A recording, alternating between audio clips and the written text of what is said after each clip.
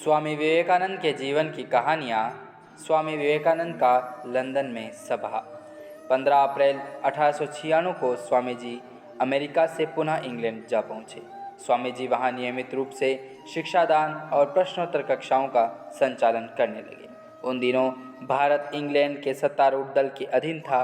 एक दिन लंदन की सभा में जब स्वामी जी भारत का गौरवगान कर रहे थे, तब एक व्यक्ति ने कहा, भारत के हिंदुओं ने अब तक किया ही क्या है, वे कभी किसी दूसरे देश का विजय प्राप्त नहीं कर सकते।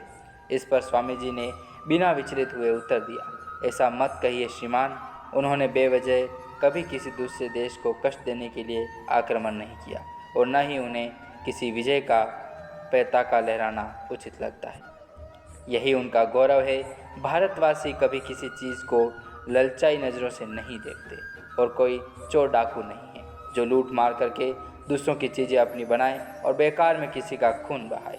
कुछ देर बाद पुनः किसी ने स्वामी जी से प्रश्न किया, आपके पूर्वज अगर मानव समाज को धर्म दान देने के लिए इतने उत्सुक थे तो वे इस देश में धर्म प्रचार करने क्यों नहीं आए? स्वामी जी ने मृदु भाषा में मुस्कुराते हुए तुरंत उत्तर दिया, उस समय तुम्हारे पूर्वज जंगली बर्बर थे, पत्तों के हरे रंग से अपने नंगे शरीर को रंग कर पर्वतों की गुफाओं में रहते थे। इस हालात में हमारे धर्मगुरु उन्हें कहाँ खोजते और कैसे शिक्षा देते? ऐसे ही एक ईसाई धर्मावलंबी की आलोचना सुनकर एक व्यक्ति ने स्वामी जी से पूछा, स्वामी जी, आप तो ईसाई नहीं हैं, इसलिए ईसाई धर्म के आदर्श और तत्व आप कैसे समझ सकेंगे?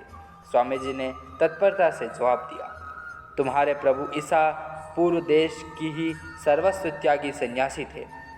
मैं भी उन्हीं की तरह एक पूर्व का सन्यासी हूँ। मैं उन्हें तुमसे ज़्यादा समझ सकता हूँ, बल्कि मैं तो यह कहूँगा कि आप लोग अभी तक ईसा के उपदेशों को ठीक से समझ ही नहीं पाए हैं। क्या उन्होंने यह नहीं कहा था कि मेरा अनुसरण करने से पहले अपना सब कुछ बांट दो? ईसा को मानने वाले तुम्हारे देश के कितने लोगों ने इस बात को मानकर अपना धन त्याग दिया है?